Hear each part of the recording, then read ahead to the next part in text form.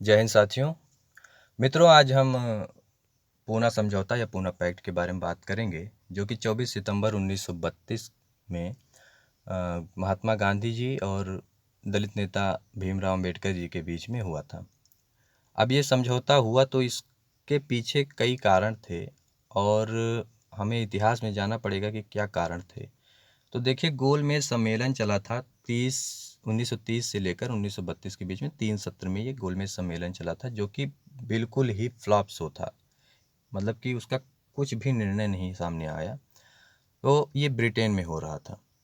तो वहाँ से जो भी कुछ बातें अंग्रेज़ों को पता चली, तो उस पे इन्होंने एक कार्य ये किया कि ऐसा करते हैं कि भारतीयों को हम उनके ही समाज में इतने विखंडित रूप में कर देंगे, इतना विखंडित कर देंगे, खंड खंड कर देंगे कि ये इलेक्शन तो लड़ेंगे, अपनी सरकार भी बनाएंगे, परंतु आम सहमति नहीं जता पाएंगे। किसी बात पर जो है इनकी जो है सहमति नहीं रहेगी और सरकार बहुत अच्छे से चला नहीं पाएंगे।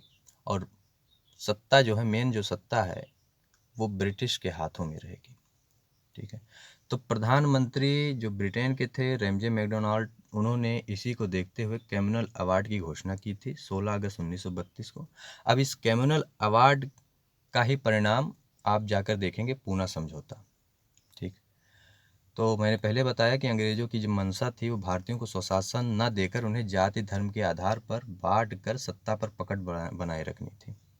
रैमजे मैकडोनाल्ड के सांप्रदायिक जो पंचाट है, उसमें स्वर्ण, हिंदू, निचली जाति, मुस्लिम, सिख, बौद्ध, यूरोपीय, एंग्लो भारतीय, अछूत जो कि दलित कहलाते हैं, ईसाई आदि को रखा गया।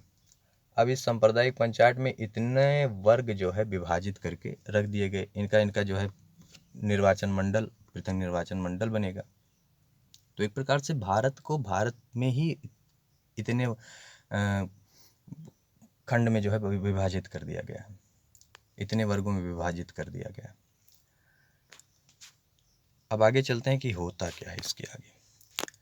देखिए, कम्युनल अवार्ड जो कि सांप्रदायिक उपहार है, ये है क्या? इसमें जाति, धर्म, नस्ल आदि के आधार पर पृथक निर्वाचन मंडल की व्यवस्था की थी। ठीक। यह कम्युनल अवार्ड दलित वर्ग को पृथक निर्वाचन मंडल की सुविधा प्रदान करता था। अब यहीं से बात जो है थोड़ा गर्म हुई।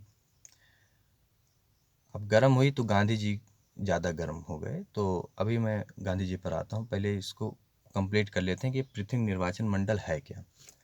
पृथक निर्वाचन मंडल के अंतर्गत विधान मंडलों में चुना जाने वाला जो सदस्य उन्हीं द्वारा वोट देकर चुना जाएगा जिस जाति बिरादरी से वह चुना हुआ सदस्य होगा। मतलब कि अगर पृथक निर्वाचन मंडल किसी वर्ग के लिए कर दिया गया है तो उस वर्ग का जो सदस्य होगा, जो लड़ रहा होगा इलेक्शन, वह उसको वोट वही करेगा जो उस वर्ग से आता है। जैसे दलित के लिए पृथक निर्वाचन मंडल अगर कर दिया गया है तो उस निर्वाचन मंडल क्षेत्र से दलित ही प्रत्याशी होगा और दलित ही जन समुदाय होंगे जो उसको वोट करेंगे। ये बात आप समझ लीजिए कि पृथक निर्वाचन मंडल में दलित वोटर होगा और दलित कैंडिडेट होगा। उस क्षेत्र में ब्राह्मण भी रहेंगे, क्षत्रिय भी रहेंगे, बौद्ध रहेंगे, सिख रहेंगे, लेकिन वो वोट नहीं करेंगे, उनका कोई मतलब नहीं। केवल दलित वोट करेंगे और दलित सदस्य होंगे। अच्छा, ये चीज़ें देखकर जो है गांधी जी को थोड़ा परेशानी हुई और गांधी जी ने इसका विरोध किया। उन्होंने कम्युनल अवार्ड का विरोध किया। उनका मानना था कि जो दलित समाज है वो हिंदुओं का ही अंग है। ठीक है। इस प्रकार हिंदुओं में ही आपस में आप बंटवारा कर मुसलमानों की तरह भारत देश को जो है विभाजन के दूसरे चरण पर ले जाएंगे। उनका मानना था कि ठीक है, मुस्लिम को बांट दिया, अपने सिख को बांट दिया, बौद्ध को बांट दिया, परंतु जो हिंदू हैं उनको क्यों बांट रहे हैं? अगर इसी तरह देखना है तो मुसलमानों में भी आप बांट दीजिए। सही बात है, मुसलमानों में भी कई ग्रुप हैं, जैसे शिया, सुन्नी, अहमदिया, तो उनको भी ऐसे बांट दीजिए। खैर, ये चर्चा का विषय है, आगे चलते हैं। तो गांधी जी ने क्या किया इस कम्युनल अवार्ड को रद्द करने के लिए 20 सितंबर 1932 को आमरण अनशन पर बैठ गए। आमरण अनशन मतलब कि जब तक मर नहीं जाएंगे। अगर हमारा काम होता है तब तो ठीक है, हम अनशन तोड़ेंगे, नहीं तो हम जब तक मर नहीं जाएंगे तब तक ये अनशन नहीं टूटेगा। तो ठीक है, वो अनशन पर बैठ गए। अब इधर से गांधी जी के जितने विश्वसनीय लोग थे वो जो है लग गए कि हाँ भाई, किसी तरह से दलित नेता भीमराव अंबेडकर जी को मनाया जाए, दलित जनता को जो है अपने विश्वास में लिया जाए। तो ये लोग लग गए। राजेंद्र प्रसाद, मदन मोहन मालवीय, पुरुषोत्तम दास, सी राजगोपालाचारी आदि ने बहुत प्रयत्न किया और गांधी जी के उपवास के 5वें दिन 24 सितंबर 1932 को दलित नेता अंबेडकर और गांधी जी के बीच पुणे के, महाराष्ट्र के पुणे जिला, वहाँ के यरवदा जेल में ये पूना समझौता हो गया। ठीक है, पूना समझौता हो गया। अब देखते ये हैं कि ये पूना समझौता हो तो गया, तो ये पूना समझौता में था क्या। पूना समझौता में ये था कि आपको अब पृथक निर्वाचन मंडल नहीं मिलेगा, आप पृथक निर्वाचन व्यवस्था से आप दूर रहेंगे।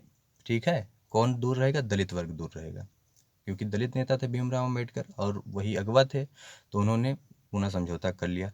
परंतु गांधी जी ने भी उनका साथ दिया और उन्होंने कहा कि ठीक है, आप पृथक निर्वाचन व्यवस्था नहीं लेंगे तो आप उससे दूर रहेंगे, परंतु आप जो है दलितों को आरक्षित सीटें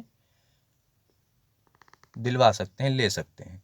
जैसे कि उन्होंने क्या किया कि 71 सीटें जो है दलितों को आरक्षित थीं, परंतु अब गांधी जी ने इस सहमति पर जो है अपनी मुहर लगा दी कि अब उनको जो है 147 सीटें आरक्षित कर दी जाएं। किनको? दलितों को। अब दलित वर्ग की जो सदस्यता होगी वो 147 सीटों पर तो निश्चित है, वहाँ से केवल और केवल दलित वर्ग का ही सदस्य लड़ेगा।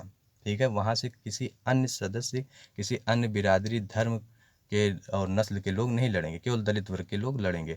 हाँ, अन्य जो विधानमंडल क्षेत्र हैं जो आरक्षित नहीं है, वहाँ से भी दलित लड़ सकते हैं, परंतु 147 जगहों से दलित तो लड़ेंगे ही लड़ेंगे, वहाँ से कोई दूसरा नहीं लड़ सकता।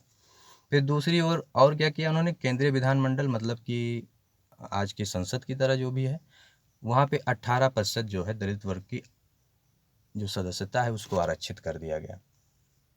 ठीक, जो 147 सीटें हैं वो विधानमंडलों में,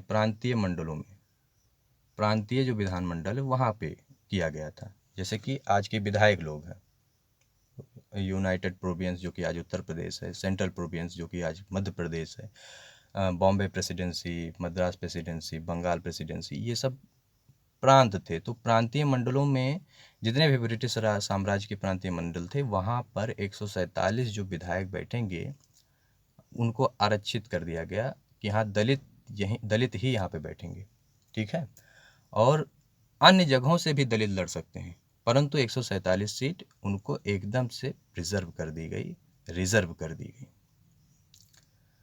अब 18% मतलब कि जितनी भी संख्या होगी केंद्रीय विधानमंडल की, उसमें 18% जो है दलित वर्ग को आरक्षित कर दिया जाएगा, वहाँ से कोई दलितों को हटा नहीं सकता। इस प्रकार से दलितों को एक अच्छा खासा प्रतिनिधित्व प्रदान किया गया पूना समझौते के तहत।